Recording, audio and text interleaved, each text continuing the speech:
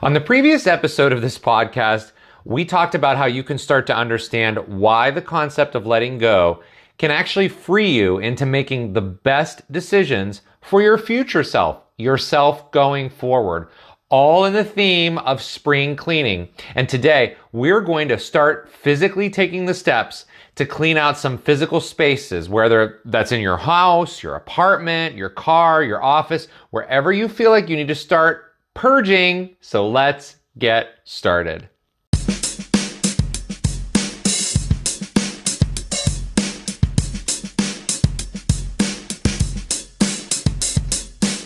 Hi, everybody. My name is Justin. Welcome to the Strength, Yoga, and Freedom podcast. Whether you're listening to this podcast on your favorite podcast platform, or you're listening to it or watching the audio version on YouTube, I want to remind you, we post new episodes twice a week, every Tuesday and every Thursday. And so please set your reminders on YouTube, subscribe, hit the notification bell. And if you're following it on your favorite podcast, hit whatever notification that it has for you to hit, or follow me along, because the episodes will come out usually really early in the morning, and then you can pick them up anytime during the day and listen for your enjoyment. So thank you all for supporting the podcast and the growth of this community. It truly has been an incredible ride with all of you. So thank you so much. This, yes, is the podcast. We use that philosophy of yoga in a practical and everyday way, one small step at a time to become happier people. Now, in today's episode, we're going to get super practical about spring cleaning. Now, I want to start here. On Tuesday's episode, the last episode we aired, we talked about the foundation of the spring cleaning series, which was all about tapping into aparigraha, which literally means non-possessiveness or letting go. So if you have not had a chance to listen to the last episode, go back and listen to it so that you have that baseline understanding of why we, as human beings, allow the ego to take over and control our need for hanging on to things or people or places. And we're addressing all of those things as we continue on into this series. So we're going to be discussing physical things today in the spaces that we know can get cluttered. And then in next week's episodes, we're going to talk about the decluttering of maybe people or places that may not serve us anymore, which really kind of taps into the mental clearing, things that we think about that aren't serving us in our relationship with ourselves that we need to kind of take a look at. So we're going to talk about that next week, and we're going to tie it all together at the end and talk about how this is still a cycle, and it's an endless cycle of constantly reinventing, refurbishing, rearranging, and repurging of all kinds of crap, right, through cleaning. So we're going to dive into the 3 ways to tap into spring cleaning your stuff. But in order to do that, we need to know where in the heck we actually need to spring clean. That's the first thing we need to discover. I also want to remind you that I'm using the term spring cleaning because it technically is spring, but my goal is to teach you through this series that you are not bound to clear spaces out just in springtime.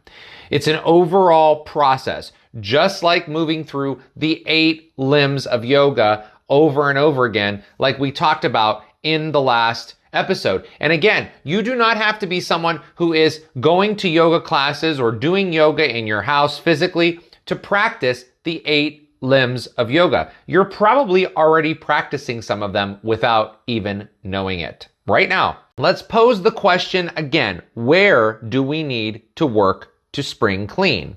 Is it your house, like your entire house? What about just your bathroom or your kitchen or your bedroom? Maybe your office at work? What about your classroom if you're a teacher? Your cubicle, if you don't have an office, an actual office with a door, maybe you work in a cubicle and it's starting to get cluttered. Your home office might be getting cluttered. Your basement, a spare room in your house that's no longer being used. A closet that when you open the door, it's like stuff's gonna fall out, right? I have a closet like that I'm working on myself. You need to take a moment to decide where you actually need to clean. Before you even go forward with this, where are you actually cleaning? Now, if you're anything like me, cleaning feels like an overwhelming task. Maybe though, you are someone who finds cleaning to actually be therapeutic as well. And if you are, good for you. But that may not work for everyone. In fact, if it did work for everyone, I don't think we would have the term spring cleaning, because that's what the general society norm is. Oh, it's springtime, time to clear off all the winter blues. Well, and winter shit that we've been storing. Well, what have we been doing all winter long? Just letting things pile up? We probably have. I also want to say that if you are using cleaning as a way to escape other life issues, it can be that you're filling a void that allows you to ignore the other areas of your life. Now, that may or may not be the case, but it is important to draw inward and decide if you might be clinging to cleaning in a non-healthy way, much like you may cling to another distraction that fills a void in your life that you're not really kind of facing. So it's important to determine, are you cleaning? If you are someone who can clean a lot, why are you doing that cleaning? Maybe you're not. Maybe you are cleaning because you understand the cycle of keeping things in order or keeping space clear for your future self. Maybe you are. And I'm not suggesting one way or another. All you have to do is determine what your intention is behind the cleaning. And there is a simple way to determine if you're using that cleaning as a distraction. Ask yourself, what is my purpose in cleaning? Why am I really cleaning or rearranging or moving things around? Why am I doing that? Are you cleaning because you have to have things a certain way? Or are you cleaning because if you don't clean, it's going to give you horrible anxiety? Are you cleaning because you have an intention to constantly reinvent yourself and clear space for your future? Why are you cleaning? Ask yourself the questions. I'm also not talking here about standard cleaning, right? The kind of maintenance we have to do. I'm talking about really purging old crap and redoing spaces. So if you are constantly in that mode where you feel like you have to rearrange furniture all the time, think about that for a little bit. So I'm going to give you an example of how we can get stuck with this whole purging of things. And then I'm going to teach you the 3 ways that you can start to tackle these big cleaning projects, because that's what I'm talking about.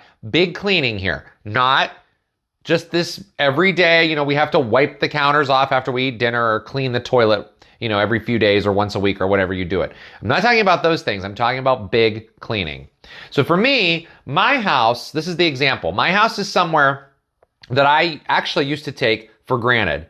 I would shove things into places. I would put things on shelves, in drawers, and in boxes, and then they would sit there. And my inner dialogue would say, "Oh, you'll deal with it later. You'll deal with it later." And you know what that inner dialogue is? That's procrastination. And so then what happens is stuff would stay in my house in these drawers or boxes or on shelves or wherever they are for days, for weeks, for months, and then years. That's right. Years. When I began to dive deeper into my own yoga practice, before I started this podcast, I began to understand that doing what I was doing was not working. It was like, when am I going to get rid of these things? So I'm going to go even deeper into this example and give you another deeper example of how things were starting to pile up here in my house. So about 6 years ago, I was let go from a corporate job that I was at for a very long time. And I know a lot of you who have worked in corporations that have human resources or HR departments have seen or experienced this example that I'm going to give you for yourself. I have said it before and I will say it again. HR departments, in my opinion, and in my 2-decade-long experience with several companies, and in my research about HR and HR departments when it comes to doing topics like this for podcasts, HR departments generally work to focus on recruitment. They focus on hiring people, training people, organization or execution of employee benefits or payroll, administrative matters. And they also work to control the environment in which you work in to keep it kind of equitable, non-discriminatory, fair, that kind of stuff. But if you listen to all those functions again about the hiring, the training, the benefits, the payroll, the equitable, the non-discriminatory, all that stuff, you can actually group that into one overarching theme, and that is to protect the company from any issues. They can be looked at as a strategic partner to keep the company running to maximize what? That's right, profit. Generally, people don't start businesses for shits and giggles, right? And they don't care about making money. That's not how it works. Yes, there are nonprofit organizations, of course, but for the most part, when someone starts a business, they're looking to churn some type of profit. So HR is there to help protect the company from problems that will interrupt profit. Now, why am I talking about HR? Because if you have ever been let go from a job, or what about giving your 2 weeks notice in, and then all of a sudden you are escorted to the door? How many of you have given your 2 weeks notice? I've saw that so often. Someone gives a 2 weeks notice, and on that day, they call someone else and they get escorted out the door. Or of course, if you get terminated, you may be escorted right out the door with just maybe your keys, your belongings that you have on you that you need in person, right? Maybe it's a jacket or a hat or something, and out the door you go. And then you might have to pick up or have someone else pick up or wait for items that were left in your office or your workspace that HR or management or supervisors or whomever will pack up for you. Has that ever happened to you? Yes, that has happened to me. And that's where I'm going with this example. I had boxes of stuff from this job left in my basement, which I looked at for guess how long? 5 years. 5 years, those boxes sat there. So what does that tell me? A couple things. Well, number one, I'm not using what's in those boxes for 5 years. And it was also a reminder that I was let go from a job that I put a lot of my soul into, which actually hurts. That hurts, doesn't it? Yeah. And then you also think, oh, I was treated with like less than human respect to have given a lot to a job just to be walked out the door as if I was today's trash, kind of thrown out the door. You could feel like that. I felt like that. Maybe when you've given a 2 weeks notice and they go, well, then you know what? We don't need you. Goodbye. You felt like the trash that has to be taken out. Has that ever happened to you? And have you felt like that? So then those boxes become kind of a representation of those feelings. Okay. But we're not talking about the actual feelings of betrayal that can happen when you lose a job and how to work through those in their entirety. That's not what we're talking about here. I'm linking that together because we're talking about the physical representation of those things that you might store away that will have a reminder attached to them that leaves your old self still attached, chilling out in those old boxes that you're looking at each time you walk down the steps to your basement, each time you open that closet door or that spare room door. Can you really start something new if this is what you have stored in your space? What would the you in 5 years from now say about those boxes? Would the Justin of today look back at the Justin 5 years from now? What would I say to that Justin from 5 years? I would say, get that shit out of here. I need a clear space because I'm moving forward. Think about that. You need to have the freedom to have the space for what matters. And that's all part of what we've been talking about with the parigraha and actually letting go. So one day I started a process with those boxes. That's where this all started, to start the cleaning of the house, that the old crap wasn't doing me any good. And then it leads me to getting some space for the new stuff. And that's where I'm going to teach you how I did that in 3 ways. Here they are. Number 1, make the cleaning part of your morning or evening routine. Now let's just briefly talk about what that means. You all know, if you've been listening to me for a while, that I am a big proponent and I love a morning routine and I love an evening routine. Both of those things have changed my life in the course of the last few years. And there is also data and research behind how effective routines are. Not only that, but they also line up with the parigraha in yoga, meaning we aren't going to be clinging on to other things or people before nurturing ourselves in routines, because routines are there for your growth mindset. They are healthy habits you create to set yourself up for a productive day and to wind down for a productive night of sleep. It's very important. If you really are intentional about wanting to make some improvements in your life, morning and evening routines are critical. Now, if your morning routine includes something that you clean, which it should, like brushing your teeth, taking a shower, maybe you shower in the morning, washing your face in the morning, wiping off the counters because maybe you had made breakfast or you spilled coffee there. Okay, maybe you put your coffee cup in the dishwasher, or you wash it and put it away before you go on with your day. Then you can also take an additional 5 minutes in the morning or in the evening to clear out a few things. It doesn't have to be 18 boxes, just a few items. This applies to the house primarily because you would generally do a morning routine or an evening routine when you're at home. You're not doing those things at work. So if you do those things 365 days a year, if you take 5 minutes, so this is 5 minutes, okay? 5 minutes every morning or 5 minutes every evening to literally just clear out a couple of things, that's 1,825 minutes or almost 31 and a half hours a year. Do you think that closet could be cleaned out in 31 and a half hours? Hell yes, it can. But one day at a time. You see, the thing that happens here is you feel accomplished every day that something is getting cleaned in the space that you are cleaning. It also will allow you to spend time not just on the cleaning, but on the other things you're doing throughout your day to make you a better you every single day, because it's about balance. That's number one. So it's put your purging or your cleaning into 5 minutes of your morning routine or your evening routine. Number two, if you do not have a solid morning routine, which I suggest you get, or a solid evening routine, which I also suggest you get, or maybe you want to talk about cleaning out workspaces or cars or somewhere that maybe isn't your home, okay? Then I suggest you take that same principle and we apply it to this. Number two, take 5 or 10 minutes per day and stop when you're done. The 5 or 10 minutes that you spend ruminating on how your friend Caleb talked to you, or the 5 to 10 minutes you spend thinking about that conversation you need to have with your friend, or that 5 or 10 minutes on social media, or the 5 or 10 minutes you spend at the bar after work having a beer or a shot can be used to clean.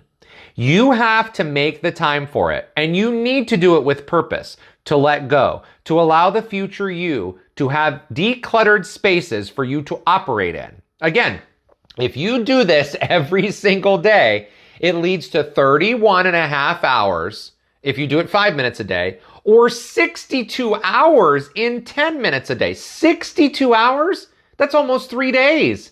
For some of us, thinking about cleaning for 3 days straight is so overwhelming that you would just put it up. I can't even imagine saying, okay, I'm going to take 3 days out of my life and stop all my progress that I'm working on so I could just clean for 3 days. Now, maybe that might work for you, but for the majority of people, this is what the research tells us, this is what is out there. The majority of people cannot do that because it is so overwhelming. So we just keep putting it off because it's so overwhelming. But when you break it down to the 5 to 10 minutes per day, it is so critical. And that means you're doing it at any part of the day. Okay? So if you can't get it into a morning or an evening routine, then put it somewhere else. That's number two. You owe that to yourself. 5 minutes, 5 minutes. Yeah, you can spend 5 minutes, right? Number three, rearranging things versus getting rid of things. Let's talk about this as we wrap everything up. There is a big difference in rearranging things versus getting rid of things. So let's end this episode and these 3 ways to clean with the differentiation between rearranging and getting rid of things. So if something works for you and you have the intention, the purpose, the want, the drive, the need to move it to a different place in your space so that you can breathe a little more, or even give your brain a new way to look at your space, then maybe it's time to do some rearranging. But be sure you're using everything that has been rearranged when you do that, because if not, it's not serving you. It takes us back to earlier in the episode where I asked you about filling a void when you're rearranging things. So are you rearranging things just to rearrange them? Or are you actually rearranging it with a purpose? Okay? Otherwise, it's time to start donating or giving it away or selling it or throwing it away. The last example in this section I want to give you is about myself again, and it's my living room. My living room space has generally been decluttered most of the years that I have lived where I live now. And I actually wanted to keep all the things in there when I started this big decluttering process in my house, which started with those boxes from that job before. So what I did was I moved everything around in my living room so it would help me to drive my purpose of teaching yoga classes from the living room on the YouTube channel. If I do a private yoga class with someone, I have to have that space. So there was intention behind rearranging it. It wasn't just because I was rearranging it because I didn't want to deal with other aspects of my life. That's the difference. But the other rooms of my house had so much old shit in it that had to go. And I've spent the last 6 months of my life doing what I was just teaching you in the first examples, taking 5 to 10 minutes a day with a trash bag if I needed to, and starting to purge and get rid of things and get it ready to roll out, to sell, to give away, whatever. And I am far from done. But I feel like I'm living in a new house. Like the house I'm in now doesn't even feel like the house I was in 1 year ago. And it's only been 6 months that I've started this. You see, I said I was far from being done too. And the reason I say that is because I'm never going to be done. As I evolve, so will my spring cleaning, and so will my relationship to my physical stuff I no longer need. But you know what? 6 months ago, my house looked completely different than it does now. And it even looks like the new me is smiling. The 5 years from now, Justin is smiling at me now, who's creating this for him. The future Justin. The Justin that's not going to have clutter. The Justin that can't clean in 3 days straight. The Justin that's not going to take 3 days out of his life to do an entire 3 days process of cleaning where I'm going to get frustrated, and I'm going to get angry, and I'm going to get bored, and I'm going to get resentful, and all those things. So this works. 5 minutes, 5 minutes, 5 to 10 minutes a day. That's all you need. That's the secret. And really, that's the secret to pretty much a lot of progress you want to make in your life. 5 to 10 minutes. All right? So next week, again, we're going to be diving back into how to clear out some emotional space. And that might include where people are placed in your life, where places are at in your life, and we'll tie it all together. And I cannot wait to share these episodes with you next week. So in the meantime, start to get a plan in order. Can you take those 5 to 10 minutes in your morning, your evening, or some other time during the day and start to make some changes? In 6 months from now, that future you is going to thank you. And then your 5 year from now future you is going to be elated. Just like I know the future Justin will be with what I'm working with. I'll see you all next time.